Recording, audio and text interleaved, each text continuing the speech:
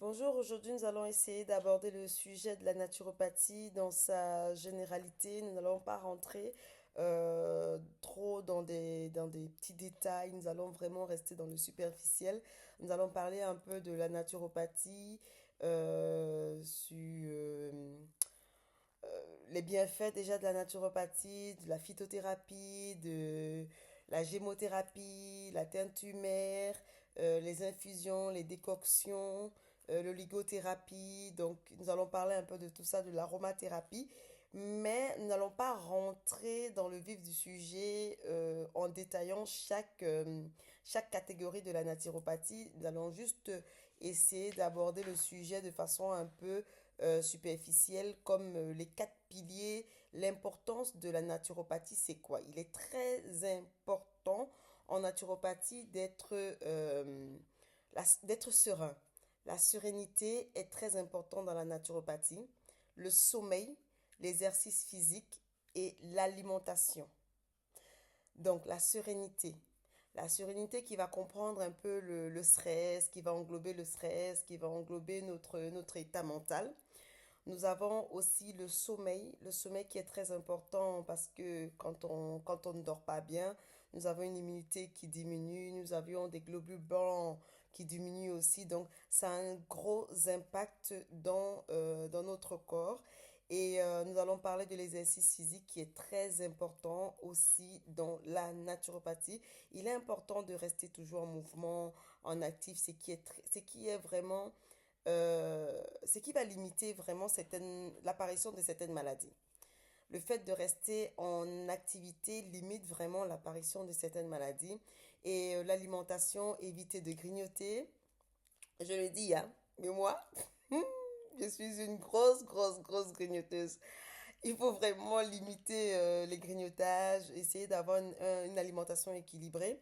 On peut manger un peu sucré, mais tout en ayant une alimentation équilibrée. Ne pas se priver, mais avoir une alimentation naturopathe sera vraiment de régler tous ces quatre points que nous avons cités dans la globalité, donc de prendre vraiment l'être humain dans sa globalité, donc sérénité,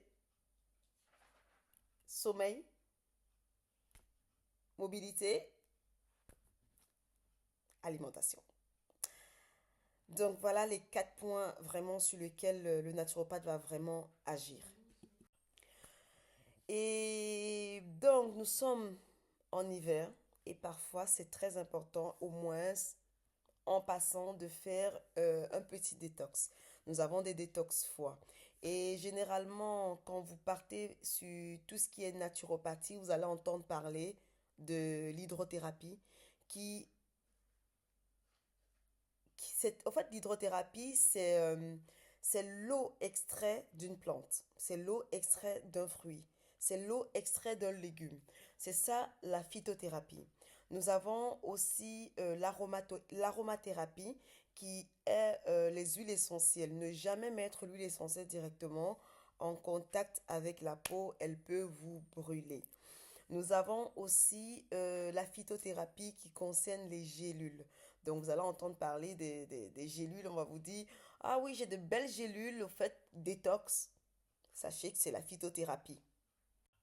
Donc, après toutes ces explications, vous vous rendez bien compte que l'ortie a un impact au niveau du jardin, au niveau capillaire et au niveau du foie, au niveau des articulations, au niveau rénal. Donc, de tout cela, vous devez savoir, vous pouvez consommer l'ortie tous les jours, hein. Mais il faut faire attention aux personnes qui ont des troubles rénaux. Ils doivent vraiment avoir un avis médical avant d'utiliser les orties. Parce que les orties ont un effet diurétique. Donc, si problème rénaux, si on a des troubles rénaux, il faut vraiment d'abord avoir un avis de votre néphrologue. Ne pas se lancer dans les orties de cette manière. Toujours avoir un avis médical si on a un trouble rénal. Aussi, les femmes enceintes, elles doivent faire attention à l'utilisation de ce produit-là. Et parfois, nous pouvons avoir des allergies, mais ce sont des effets secondaires très rares On peut avoir des allergies comme des urticaires, des démangeaisons. Désolée. On peut avoir des démangeaisons et des douleurs à l'estomac. Mais tout dépend de la quantité, tout dépend de l'utilisation. Il faut vraiment être minutieux dans l'utilisation.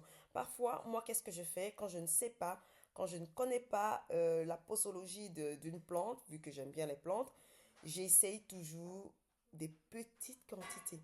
Je vais vraiment dans des très petites quantités.